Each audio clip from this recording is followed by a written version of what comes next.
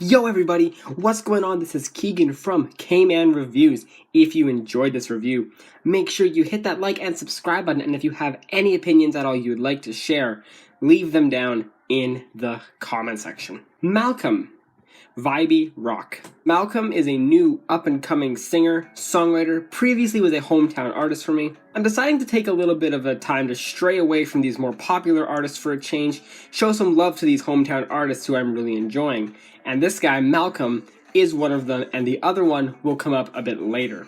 I've really been a fan of this guy since the release of his Denim EP back in 2018, when he was under the moniker Malcolm.Harold. Ever since then, he's released a bunch of other singles, some very chill and relaxing, some a bit more silly and comical, like the song Betty.White. I will never get over that song. However, this is his first official full-length album, despite it only really being 8 songs, which to me seems more like a glorified EP, but I'm not one to talk. I mean, Pink Floyd had albums that were 5 songs long, so what do I know? Ramble aside, just how good is this debut album? Let's find out as I review it, track by track. We'll start off with the singles, with there only being 2 of them. The first one being Leave Me Alone, which features this beautiful cowbell that normally wouldn't fit in any other situation, but when combined with these tropical sounding riffs and breezy percussion, everything just morphs into this instrumental that couldn't be any more fitting. Malcolm's delivery is pretty appropriate. It doesn't sound tired, almost like relaxed, as he sings this fantastic antisocial anthem about just wanting to be left alone, especially in crowded areas. Not to mention with how he doesn't need friends, he's got his music, which is so relatable for me. This is a great song. And the second and final single, Slow Motion, with Rusher, not quite sure how to pronounce it.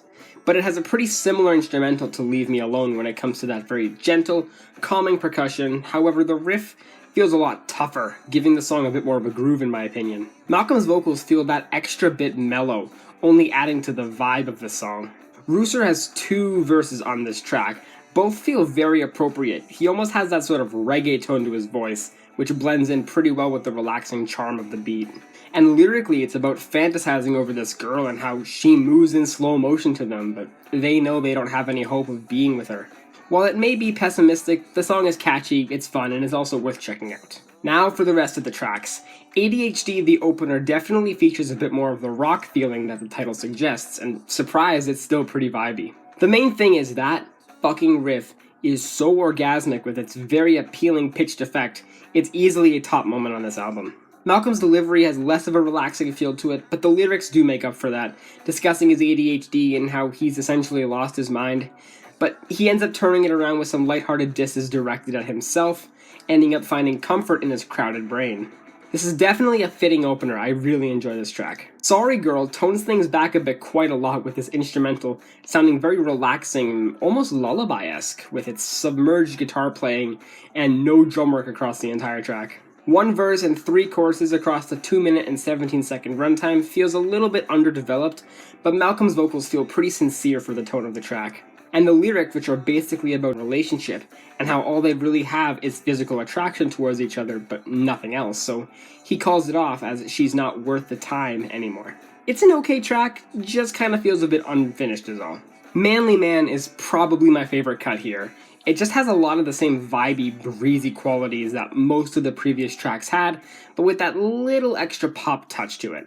This song also features another very satisfying riff to listen to, and it sticks out pretty well. It feels very prominent, not to mention that chorus being extremely infectious and catchy. As Malcolm sings in this almost hopeless, yet still optimistic tone, it's a nice contrast that really brings these lyrics to life, which are basically about trying to compare yourself to these manly men who are like 6'3" and go to gyms all the time. This is yet another very relatable track, one I can absolutely give my recommendations for. Same Mistakes is, in my opinion, the most lackluster song on the album. That's not me saying it's bad, far from it actually, but out of all the tracks here, it just kinda stands out the least. For one, and this is the main point, the instrumental lacks that exuberance that practically every track on here carries in some aspect. Although I do really enjoy Malcolm's voice, he seems to be trying to blend in with this slightly more dour instrumental, going a bit more mellow in the process. The lyrics though, they really put the cherry on top, basically about how he should be over this girl but he keeps on texting her in the end, doing the same mistakes over and over again. Combining the lyrics with this instrumental really makes sense, I understand that, but overall, to me, it's okay. Lonely Sun is the track that I've seen a lot of other people online praise and claim is their favorite. And yeah, it's definitely up there for me.